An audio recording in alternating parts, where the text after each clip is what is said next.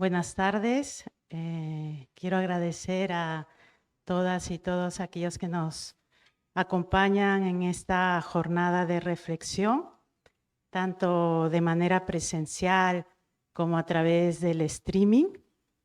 Bienvenidos, bienvenidas. Queremos dar a conocer que va a estar retransmitido a través del canal de YouTube de la Fundación Amaranta. Y lo primero que queremos hacer es agradecer al Instituto de la Mujer por el apoyo y también al Ayuntamiento de Madrid a través de la Concejalía del Distrito de Villaverde, que nos ha cedido este espacio el día de hoy. Y queríamos comentar que Transformando la Mirada es una jornada para reflexionar en torno a las causas estructurales de la prostitución. Nos parece muy importante tener un espacio de reflexión, de pensar cuáles son esas causas que hacen que esta realidad exista.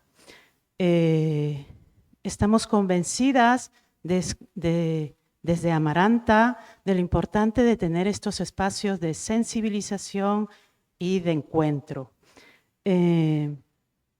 Esta jornada se enmarca dentro del Plan para la Inserción Sociolaboral de Mujeres y Niñas víctimas de trata, explotación sexual y en contextos de prostitución.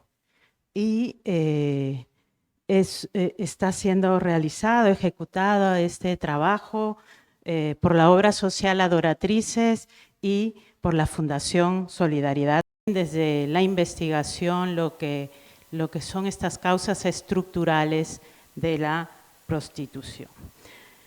La jornada, ¿cómo está planteada? Está planteada en 3 momentos. ¿Cuáles son esos momentos? Un primer momento de ponencia, donde vamos a ir planteando. Bueno, Martina nos va a plantear su exposición en torno a esas causas estructurales de la trata de mujeres con fines de explotación y la prostitución. Y posteriormente se va a acabar el momento de esa ponencia, ese streaming, y lo que vamos a hacer es tener un espacio de trabajo en grupos para que ya a nivel presencial, y ya esos grupos van a volver para poder compartir y poder reflexionar en conjunto y sacar las conclusiones de este encuentro. Bueno, recordarles que este evento va a estar grabado y colgado próximamente también en el canal de YouTube, ¿no? Ahora lo vemos en directo. Entonces, sin más, paso a mi compañera Martina para que ella pueda continuar con su exposición.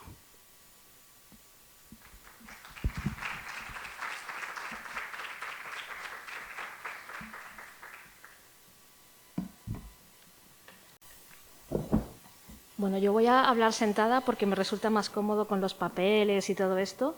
No es un formato en el que yo esté muy acostumbrada, pues esto de auditorios y tal, así que me vais a disculpar los nervios porque estoy un poquito así atacadilla. Pero bueno, lo primero, agradecer a las compañeras de Fundación Amaranta por su confianza, su enormísima confianza en mí para poder dinamizar, preparar, organizar esta jornada. Es un lujazo trabajar con ellas y la verdad que está siendo un proceso muy rico y muy interesante, y yo espero que las personas que estáis escuchando tanto en streaming como aquí en presencial pues también lo disfrutéis tanto como lo hemos disfrutado nosotras durante todo este proceso. Agradeceros también a vosotras y a vosotros los que nos estáis escuchando tanto desde vuestras casas como aquí presencialmente. Y efectivamente, como ha comentado Iskra al principio, pues la jornada está pensada como en 3 momentos, ¿no? Un primer momento, pues ahora, de exposición, de reflexiones un poco más organizadas, estructuradas en torno a la información que existe, que podemos conocer sobre estos temas. Luego trabajaremos en grupos para intentar pensar, darle una vuelta sobre cómo podemos abordar estas cuestiones desde un enfoque comunitario, desde nuestro ámbito comunitario. La idea es pensar un poquito cómo desde los barrios, desde los pueblos, podemos hacer cosas con respecto a las causas estructurales de la prostitución y de la trata. Y luego pues pondremos en común también ese trabajo y podremos hacer un intercambio de las ideas que han ido saliendo. Sin más, os cuento un poquito esta primera parte introductoria, cuáles son los temas que vamos a tratar. Perdonad los papeles. Bueno, lo primero, claro, yo he abordado sobre todo, es imposible en un ratito como este que vamos a tener, realmente hacer una radiografía súper exhaustiva de todas las causas estructurales de la prostitución y la trata, porque nos llevaría muchísimo tiempo, ¿no? Entonces, me he querido centrar en algunas cuestiones que me parecen especialmente importantes, sobre todo porque uno de los objetivos fundamentales que me transmitieron las compañeras tenía que ver con aquellas cuestiones que están relacionadas con la demanda de prostitución y de trata como una de las causas estructurales. Entonces, ¿cómo podemos analizar esa demanda? ¿Qué hay detrás de esa demanda? Y darle como una mirada más amplia, ¿no?, de lo que estamos acostumbrados cuando hablamos de la demanda de prostitución y trata. Intentar ir un pelín más allá de aquellas cuestiones que normalmente se ponen sobre la mesa cuando se habla de la demanda de prostitución, de los hombres o de las personas que consumen prostitución, ¿no?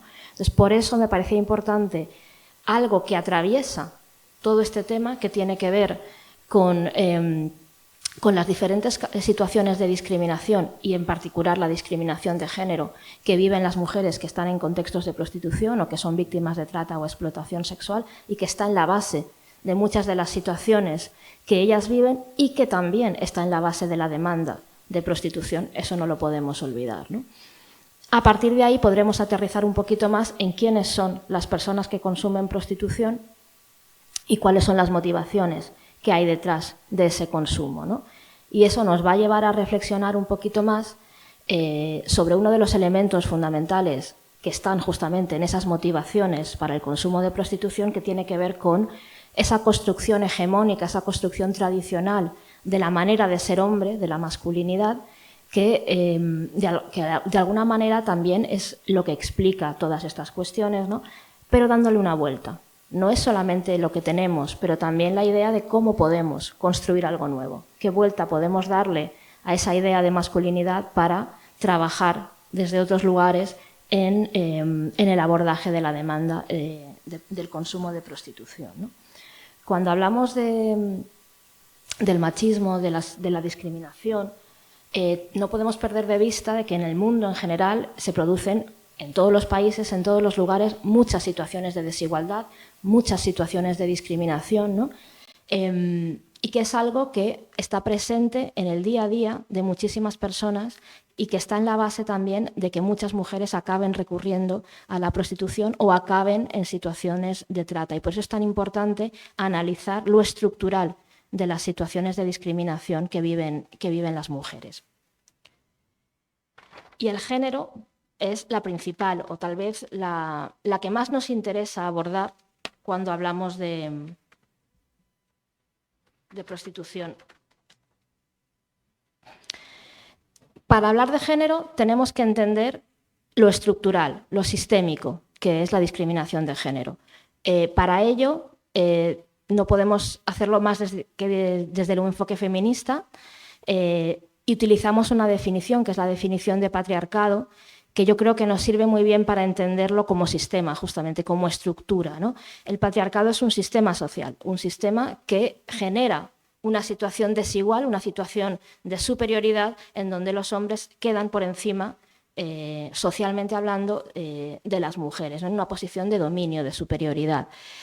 El patriarcado se manifiesta en todos los ámbitos de la vida, se manifiesta en lo económico, se manifiesta en lo familiar, se manifiesta en lo social, en muchísimas cuestiones, pero es importante tener en cuenta que no se reproduce de la misma manera, que no se manifiesta de la misma manera en todas las épocas ni en todas las culturas. Yo creo que esto es muy básico, ¿no? Pero bueno, me parece importante también encuadrarlo para que todo el mundo también lo tenga claro, ¿no? Obviamente hay una creencia que sustenta este sistema. Esa creencia es lo que las feministas llamamos machismo, ¿vale? Y justamente tiene que ver con esa idea de que los hombres son superiores a las mujeres, tienen características biológicas, sociales, etcétera, que los ponen por encima de las mujeres, ¿vale? Todas estas ideas, estas creencias, este sistema se va reproduciendo a través de la cultura, a través de la educación. Los niños y las niñas aprenden cómo ser hombres y mujeres desde muy chiquititos, ya desde que nacen a los niños se los viste de azul, a las niñas se las viste de rosa, se promueven, se refuerzan o se castigan una serie de juegos o de juguetes, tanto en unos como en otras, que ya van encaminando esos aprendizajes, que ya van de alguna manera planteando cómo tienen que comportarse los niños y los hombres en el futuro y cómo tienen que comportarse las mujeres en el futuro también, ¿no? Esto es porque justamente el patriarcado impone una serie de expectativas, una idea de cómo tienen que ser y de cómo deben comportarse los hombres y las mujeres, y castiga a quien se desvía de esa norma, a aquel hombre, a aquel niño que tiene un comportamiento, vamos a decirlo así, más feminizado, pues normalmente se le va a echar en cara a eso, se le va a castigar, se le va a intentar reconducir ese comportamiento para que se comporte como se espera que se comporten los hombres, ¿no? Hay una serie de expectativas y de ideas sobre cómo deben comportarse unas y otras, ¿no? Y también hay unos roles diferentes, ocupamos un lugar diferente en la sociedad. Eso se ve muy claramente, por ejemplo, en las profesiones, ¿no? Hay profesiones que están muy feminizadas y hay profesiones que están muy masculinizadas, ¿no? Se asigna a las mujeres un rol más en el ámbito privado, que tiene que ver con los cuidados, que tiene que ver con lo afectivo, en cambio los hombres tienen un rol más en el ámbito público, tienen que tener también ese rol más centrado en lo económico, en lo productivo, etcétera, ¿no? Y como decía, las manifestaciones de esta forma de discriminación ha ido modificándose a lo largo de la historia. No es lo mismo ser mujer en el siglo XV que serlo ahora, no es lo mismo incluso ser mujer en otros países que serlo en España, porque esas manifestaciones son dinámicas, no son estáticas. El género no es siempre igual en todas las épocas ni en todos los lugares. Pero existe un patrón común que atraviesa de manera transversal en toda la historia y en todos los lugares, ¿no? Que tiene que ver con que esta discriminación de género pone sistemáticamente desventaja a las mujeres, ¿no? Y esto lo han ido constatando las feministas y lo hemos ido abordando a través de diferentes conceptos, como veis allí, como puede ser el de feminización de la pobreza, que nos hace darnos cuenta de cómo las mujeres están expuestas en mucho mayor medida a situaciones de empobrecimiento, ¿no? Cómo la pobreza afecta de manera desproporcionada a las mujeres y sobre todo en determinados contextos del sur global. También otros conceptos interesantes, como veíamos antes, el de la división sexual de trabajo, donde justamente hay profesiones que están más feminizadas y otras que están más masculinizadas, que se entiende que son de hombres o que son de mujeres, y además coincide que estas profesiones feminizadas son profesiones que son muy poco valoradas socialmente, con un mercado laboral tremendamente precario, remuneraciones muy bajas, mucha inestabilidad, mucha inseguridad laboral, ¿no? Un ejemplo muy claro de esto es todo lo que tiene que ver con el trabajo doméstico y de cuidados, ¿no? Todo lo que tiene que ver con el empleo del hogar, donde efectivamente vemos muy claramente cómo es un trabajo ocupado fundamentalmente por mujeres pobres además, y en este caso en España fundamentalmente mujeres migrantes, ¿no? Y con unas condiciones laborales que en muchas ocasiones pueden llegar a rozar o ser directamente situaciones de explotación, ¿no? Y otro elemento fundamental es la violencia basada en el género. Y digo basada en el género porque justamente es el hecho de ser mujer, el hecho de que exista esa discriminación de género, lo que hace especial a esta forma de violencia. Se ejerce contra las mujeres por el hecho de serlo y también es una violencia que las afecta de manera desproporcionada, ¿no? Entonces, bueno, todas estas cuestiones están en la base muchas veces de que muchas mujeres acaben en posiciones de mayor riesgo para ser víctimas de trata o acabar en contextos de prostitución o de explotación sexual, ¿no? Esas situaciones de pobreza, la prostitución también como una de esas actividades que socialmente se asignan a las mujeres, ¿no? Es una actividad que socialmente se le ofrece a las mujeres pero no a los hombres, ¿no? Entonces, bueno, todas esas cuestiones y muchas veces también la violencia es una de las causas que tienen muchas mujeres en su necesidad de emigrar. Es decir, que el hecho de vivir violencia en su infancia, durante su vida, pone muchas veces a las mujeres en situación de necesidad de emigrar y acaban emprendiendo proyectos migratorios en situaciones de muchísimo riesgo, ¿no?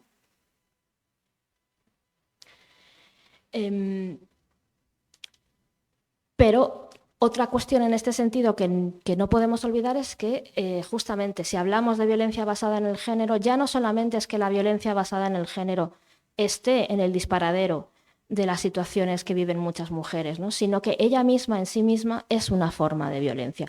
Cuando hablamos de violencia basada en el género no debemos pensar solamente en la violencia que se ejerce en el marco de la pareja o de la expareja, sino también tener una visión más integral, más amplia de lo que es la violencia basada en el género y plantear otras formas de violencia que tienen estos mismos condicionantes, ¿no? Que se ejercen contra las mujeres por el hecho de serlo, y una de ellas es claramente la trata con fines de explotación sexual o la explotación sexual, ¿no?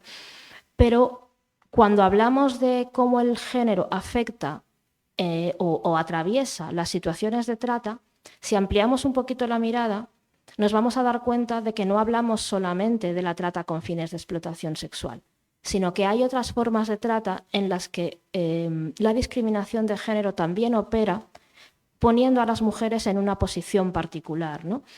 Por un lado, la propia realidad, ¿no?, de que viven muchísimas mujeres y que las pone, como decía antes, en mayor riesgo de acabar en situación de trata, pero incluso en otras formas de explotación vamos a encontrar un sesgo de género muy claro. Por ejemplo, en la trata con fines de explotación laboral en el ámbito doméstico, pues está muy claro también que la amplísima mayoría de las víctimas son mujeres y que eso es por el hecho de ser mujeres, porque el servicio doméstico es una actividad que está feminizada, como decíamos antes, ¿no?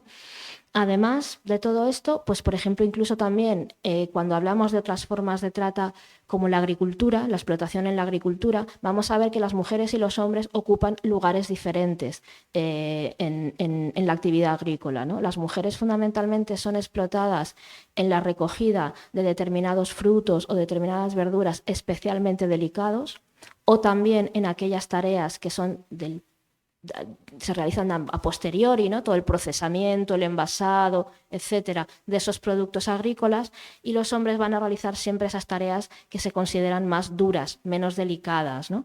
Y eso pasa también en otras actividades, ¿no? En general, las mujeres son explotadas en la industria textil, son explotadas en la fabricación de componentes electrónicos, todas aquellas labores que se consideran, pues eso, delicadas, difíciles, complejas, ¿no? Y que se entiende que las manos femeninas, entre comillas, son como más adecuadas para realizarlas, ¿no? Y los hombres, en cambio, pues los vamos a encontrar más en la minería, en la pesca, en la construcción, ¿no? Se ve muy claramente esa división sexual del trabajo, también en dónde y de qué manera sufren la explotación laboral hombres y mujeres.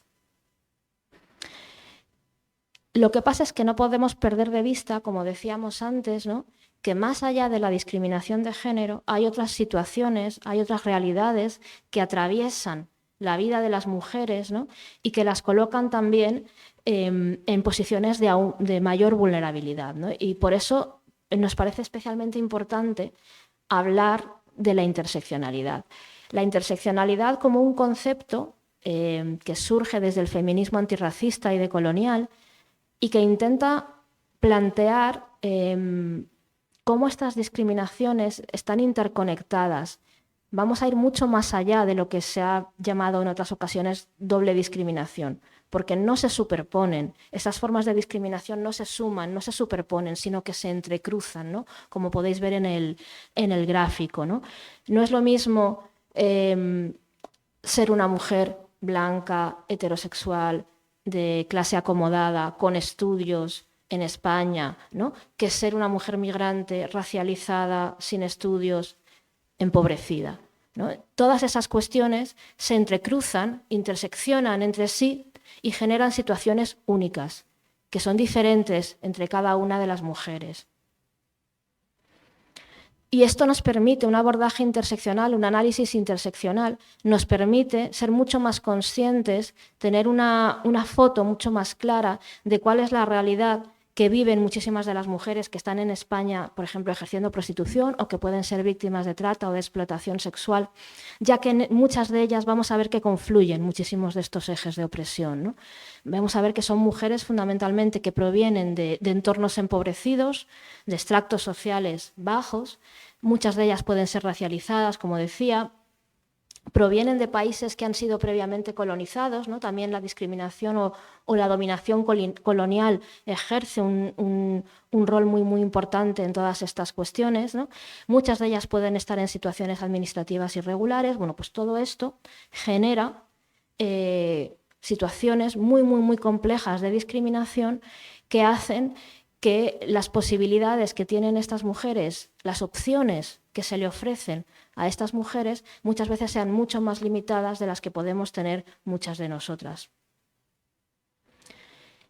Y un aspecto que me parece fundamental tener en cuenta y que no podemos perder de vista es que la relación entre la discriminación y la explotación es estructural, es consecuente al sistema, forma parte del sistema, ¿no?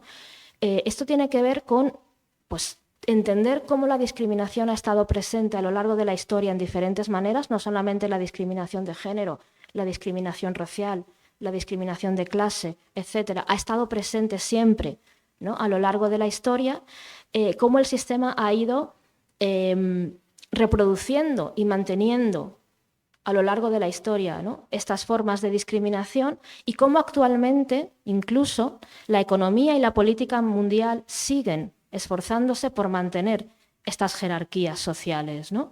La manera en la que los mercados mundiales han ido organizando la economía, ¿no? Colocando a determinados países como lugares en los que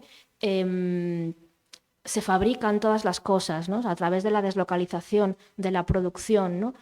Lugares que se han ido convirtiendo en las fábricas del mundo, donde las personas que allí trabajan viven situaciones de explotación sistemáticas, ¿no? Y donde las personas que estamos en el norte global, de alguna manera nos aprovechamos de todo ese trabajo, de todas esas situaciones de explotación, ¿no? Nos hacen ver cómo todavía esos sistemas de dominación, ese sistema incluso que podríamos llamar neocolonial, todavía está presente y está en la base de muchísimas situaciones de explotación que viven las personas, no solo en nuestro país, sino también en el mundo en general, ¿no? Y esto es interesante, ¿no? Traigo a colación a Kevin Bales, que es un experto en esclavitud contemporánea, y él hablaba justamente de ello. Decía, bueno, si consideramos, si la sociedad, los empleadores y empleadoras, los empresarios, consideran que determinadas personas son inferiores a otras, es más fácil justificar, explicar, normalizar su situación de explotación, que la sociedad acepte esa situación de explotación. Y de esta manera el sistema, la cultura y la economía mundial va generando esas bolsas de pobreza, esas bolsas de personas desechables, como decía Kevin Bales, que son fácilmente explotables, ¿no? Entonces, por eso es importante entender esa relación estructural entre discriminación y explotación que va mucho más allá, ¿no? de las cuestiones relativas a la prostitución, pero en donde la prostitución y la trata también están absolutamente insertas, ¿no? En esa estructura mundial. Por eso es importante, cuando hablamos de la demanda de servicios prestados por víctimas de trata, ampliar un poco la mirada y no quedarnos solamente con lo que tiene que ver con la demanda de prostitución, ¿no? ¿La demanda de servicios de víctimas de trata son solo los hombres que consumen prostitución o hay algo más que tenemos que mirar? ¿Qué pasa con las grandes empresas que han ido deslocalizando la producción y que están generando esas bolsas de pobreza, esas bolsas de explotación en los países del sur global? ¿Qué pasa con nosotros y nosotras como consumidores que compramos los productos que fabrican esas empresas? ¿Qué pasa con nosotros y con nosotras que comemos fresas toda la primavera sin darnos cuenta de lo que hay detrás en el cultivo y en la recogida de esas fresas, sin irnos tan lejos, ¿no? No hace falta irnos a la India, a Bangladesh o a esos países, ¿no?, donde se fabrica la ropa que nos ponemos, que también, sino que lo tenemos aquí muchísimo más cerca, ¿no?, todas las primaveras, ¿no?, porque hay diversos estudios que han ido constatando las situaciones de explotación terribles que viven, por ejemplo, las temporeras que cosechan la fresa todas las primaveras, ¿no? Os recomiendo mucho, si queréis, leer el informe jurídico de la Brigada de Observación que se desplazó a Huelva en 2021, que es demoledor, auténticamente demoledor, y donde nos explican que a pesar de que las mujeres que están cosechando la fresa vienen a España con todos sus papeles en regla a través del contingente, eso es una situación de trata de seres humanos para la explotación laboral, porque se producen todos los elementos de la trata, ¿no? Se traslada a estas mujeres, se las capta en sus países de origen, se les ofrece un determinado trabajo y cuando llegan a España, las condiciones de ese trabajo no son exactamente iguales que los habían prometido, se producen situaciones de engaño, viven hacinadas, viven en los mismos lugares en los que trabajan, aisladas en las plantaciones, sin acceso a determinados servicios básicos, ¿no? Y muchas veces sin cobrar todo el salario que se les había planteado y expuestas incluso a situaciones de abuso y agresiones sexuales, ¿no? Pues todo eso es consistente claramente con una situación de trata, ¿no? Yo no quiero decir esto desde un punto de vista culpabilizador, y eso me parece importante ponerlo por delante, porque entiendo que muchas veces nosotros y nosotras como ciudadanos tenemos una capacidad limitada de acción con respecto a estas cuestiones, ¿no? Y que la responsabilidad más importante la tienen las empresas, las grandes empresas, y los gobiernos también, que han ido creando este modelo de negocio, que es un modelo de negocio depredador en todos los sentidos. Depredador desde el punto de vista ambiental, y depredador también desde el punto de vista de los derechos humanos de las personas que se ven arrastradas en esta rueda de explotación, ¿no? Pero bueno, también podemos plantearnos la importancia de reflexionar sobre esto, de ponerlo sobre la mesa, y también nuestra capacidad de acción, aunque sea limitada, es importante ponerla sobre la mesa, ¿no? Y ya entrando ya en materia, en lo que tiene que ver directamente con la cuestión específica, ¿no?, del consumo de prostitución y trata, claro, aquí hay un elemento importante y es el hecho de que el mercado de la prostitución y la trata es absolutamente equiparable, ¿no? Es decir, el lugar donde ejercen las mujeres, tanto si son víctimas de trata como si no lo son, es el mismo, los consumidores son los mismos, los hombres que consumen los servicios de una mujer que está ejerciendo prostitución no distinguen si la mujer que tienen delante está siendo explotada, está allí por su propia voluntad o no, sino que, bueno, pues eso no es un interés para ellos, ¿no?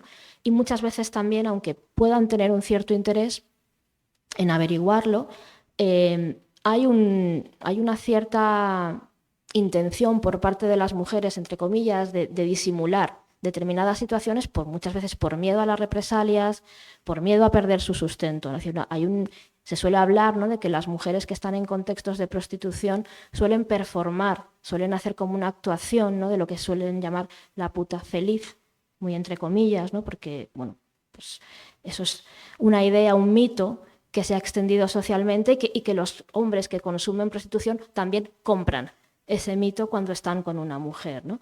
Entonces, es importante tener en cuenta cómo ese consumo de prostitución está relacionado de manera estructural con la existencia de la trata, ¿no? Parece claro, por todas las estadísticas que hemos ido viendo y que existen socialmente, que quienes consumen prostitución son los hombres. El 99% de los consumidores de prostitución son hombres, así como un porcentaje más o menos similar de quien ejerce prostitución son mujeres. Incluso en aquellos casos de prostitución masculina, los que consumen prostitución son los hombres. Entonces, bueno, esto parece como que es bastante claro, ¿no? Ellos son, está muy claro. Pero a la hora de explicar por qué, ¿qué es lo que pasa? ¿Por qué? ¿Cuáles son las motivaciones del consumo de prostitución por parte de los hombres? Ahí ya tenemos otro foco de análisis, otra línea, ¿no?, sobre la que pensar y trabajar un poquito, ¿no? Para ello, desde mi punto de vista, es importante hablar de la socialización de género, de cómo los hombres aprenden a ser hombres y cómo aprenden sexualidad. Desde mi punto de vista, esto es una de las cuestiones más importantes a abordar cuando hablamos de por qué los hombres consumen prostitución.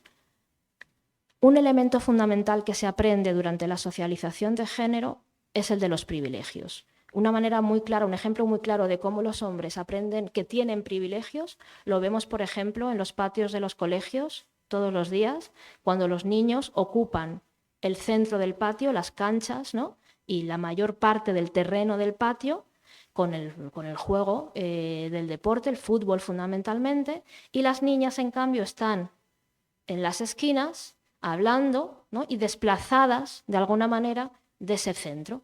Eso es un ejemplo muy claro de aprendizaje de privilegios, el aprendizaje del privilegio del uso del espacio público de manera predominante, ¿no? Otro ejemplo tiene que ver con, que me imagino que muchas de vosotras y vosotros lo habréis vivido en vuestra propia experiencia, en vuestra casa, ¿no? Cuando llega el momento de ayudar en las tareas domésticas a la madre o al padre, fundamentalmente quienes ayudan son las niñas.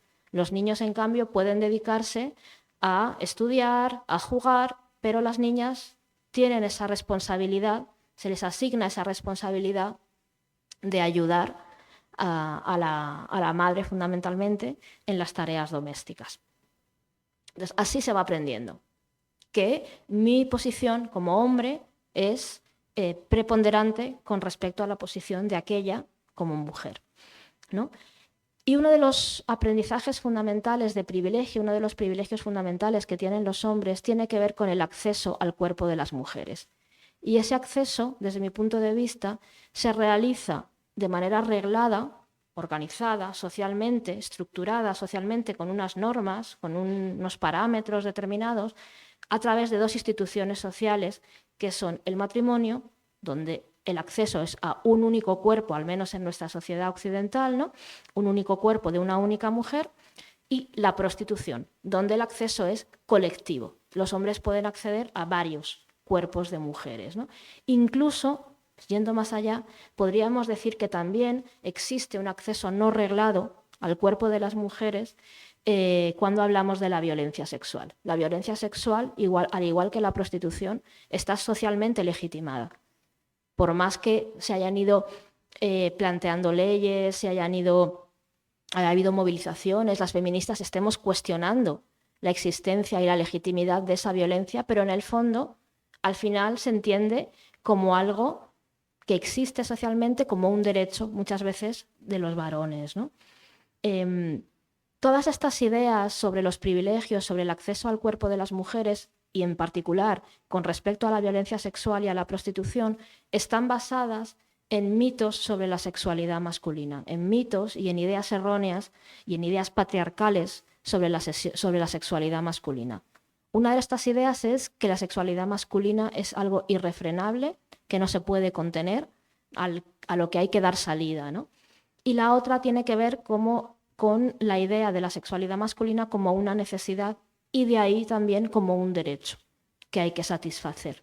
Entonces, estos argumentos, estos mitos sociales están detrás de ideas, de argumentos, perdón por la repetición, que explican o que justifican socialmente la existencia de la prostitución. Por ejemplo, el culmen de todo esto es esa idea, ese planteamiento que dice que si no hubiera prostitución habría más violaciones. Y esto creo que es algo que hemos oído muchas de nosotras, ¿no? En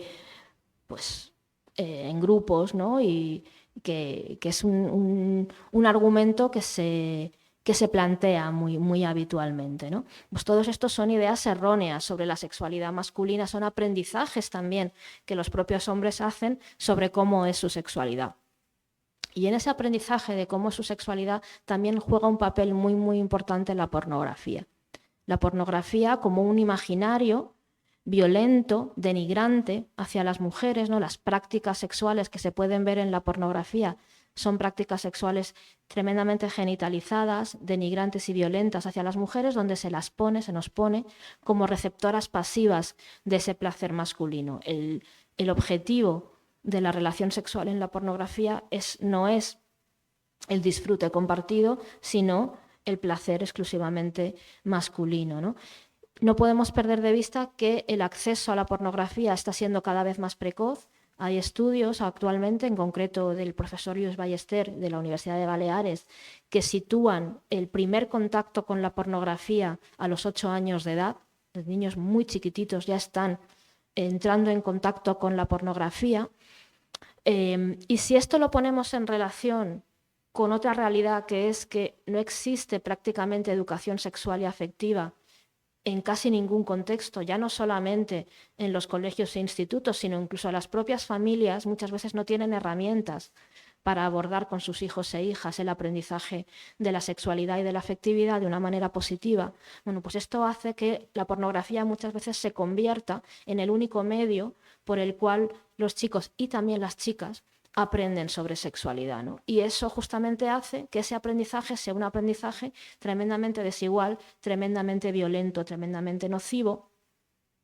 Y es una de las cuestiones que plantean algunas autoras, ¿no? que comentan que la pornografía es la antesala del consumo de prostitución, ¿no? Como los chavales que tienen contacto con la pornografía, cuando acuden a la prostitución, podrían estar queriendo justamente satisfacer determinadas fantasías que provienen de ese imaginario pornográfico, ¿no? y que no encuentran otras vías de satisfacción con sus compañeras del día a día, ¿no?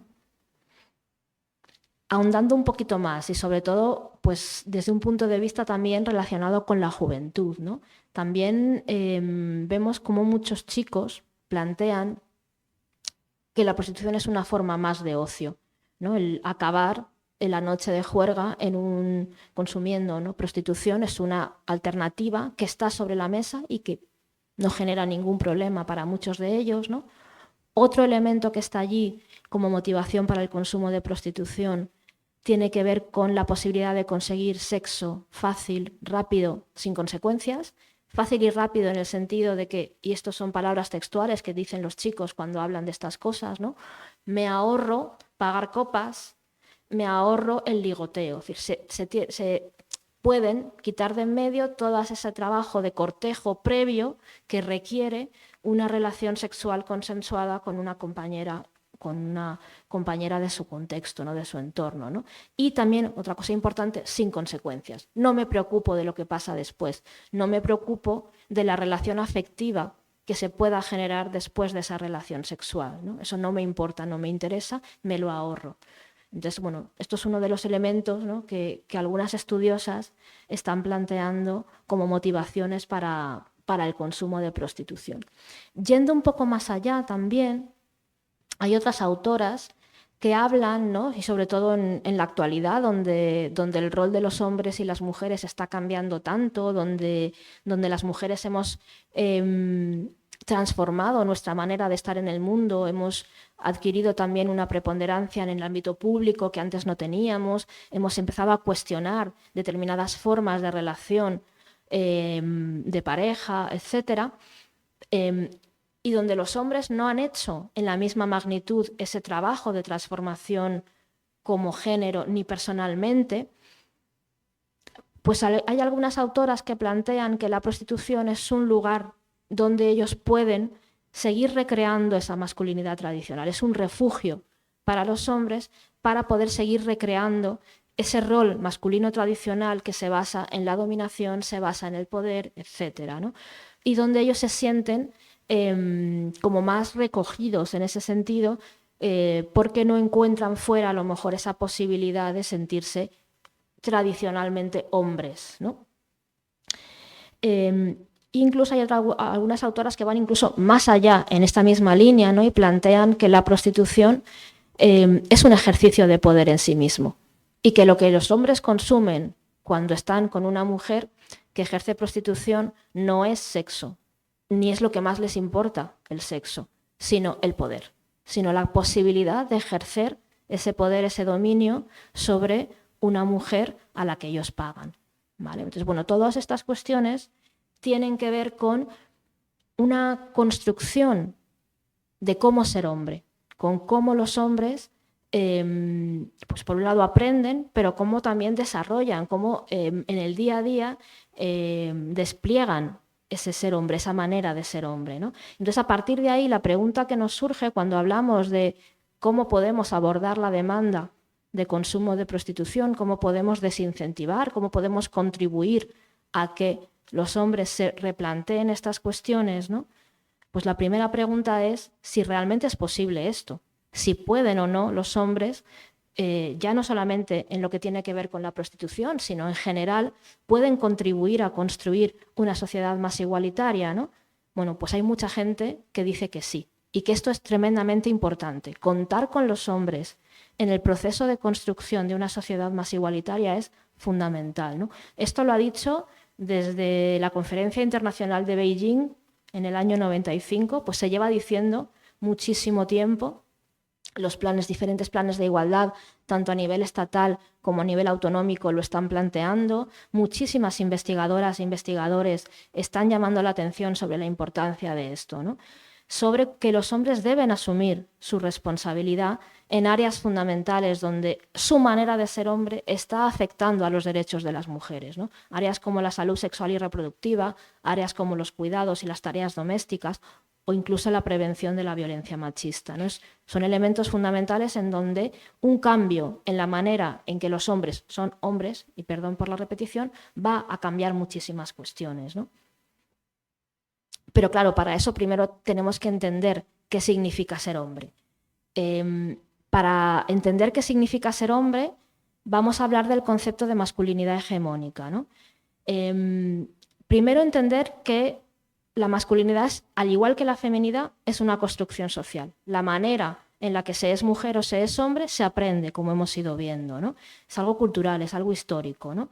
Y sobre todo, y en este caso esto es lo que nos importa, la masculinidad se construye en contraposición con la feminidad.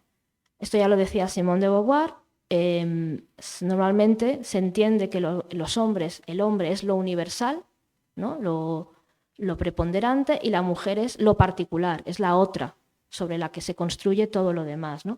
Los hombres muchas veces, como yo decía antes, ¿no? Se castiga al que se sale de la norma. Bueno, pues ellos van a ejercer esa masculinidad permanentemente intentando no ser vistos como niños, no ser vistos como homosexuales, en definitiva, no ser vistos como mujeres, ¿no? Y la masculinidad hegemónica tiene que ver justamente con esa concepción predominante sobre la masculinidad. Es esa idea que tienen las sociedades sobre cómo se es hombre, qué es ser hombre y cuál es la mejor manera de ser hombre, ¿no? Y se construye normalmente en referencia al grupo de hombres que ostentan una posición de liderazgo, que están en lo alto de la escala social. Es un modelo que normalmente además suele ser inalcanzable para el resto de hombres, ¿no? Esa idea de hombres, yo que sé, ahora mismo a lo mejor lo podemos ver con algunos influencers de YouTube, ¿no? Cómo despliegan una serie de actitudes que se supone que son las de verdad masculinas, ¿no? Y que es muy difícil para el resto de hombres poder ser tan hombres como ellos, ¿no? Es un modelo que, como digo, es inalcanzable y es fuente de frustración para muchísimos hombres, ¿no? En general, la masculinidad impone frustración, aislamiento, soledad y carencias afectivas a los hombres, ¿no? Tiene un papel muy importante en gran parte de los problemas sociales, como el acoso escolar, donde vemos que la mayor parte de los agresores son hombres y se ejerce contra hombres que se salen de ese modelo hegemónico. La criminalidad y la violencia, porque vemos que la mayor parte de las personas que están en prisión son hombres. Y otra cuestión, por ejemplo, también es la siniestralidad en la carretera, donde vemos que también la mayor parte de las víctimas son hombres. Bueno, pero para poder construir otros modelos de masculinidad, hay algunos elementos que nos pueden ser útiles, ¿no? Para romper con esa forma tradicional de ser hombre, ¿no? Por un lado, concienciar con respecto a que las diferencias son una fuente de enriquecimiento personal y no deberían ser una fuente de discriminación o de exclusión. Valorar también los comportamientos y las tareas que tradicionalmente se asignan a las mujeres, ¿no? Los valores, las actitudes que tradicionalmente se asignan a las mujeres, para que puedan ser ofrecidas a toda la sociedad, ¿no? Y también aquellas que son, que se consideran positivas de la manera de ser hombre, como la asertividad o la energía, ¿no? De manera que cada persona pueda escoger en verdadera libertad cómo quiere ser y qué quiere hacer con su vida, ¿no? Sin estereotipos de género que generen cortapisas y que impidan esa libertad de elección, ¿no? Y para mí otro elemento fundamental, y esto es especialmente importante en particular para los hombres, tienen que ver con romper el silencio cómplice. Hablar, ¿no? Impedir que otros compañeros y otros compañeros iguales, pues yo qué sé, en un grupo de WhatsApp, en el bar, etcétera, continúen reproduciendo determinados comentarios, etcétera, que al final no hacen más que ahondar en todo esto, ¿no? Pues no reírse del chiste machista que se comparte en un grupo de WhatsApp, hacer el vacío al compañero que sabemos que está ejerciendo violencia contra su compañera, etcétera, etcétera, ¿no? Pues romper con ese silencio y dejar de ser cómplices de esa violencia y de esa discriminación que sufren las mujeres, ¿no? Y bueno, pues hasta aquí sería un poquito esta parte introductoria. Si queréis, podemos abrir ahora un pequeño turno de preguntas, de debate, para, bueno, pues, para intercambiar un poquito y luego pasamos al trabajo grupal. Sí.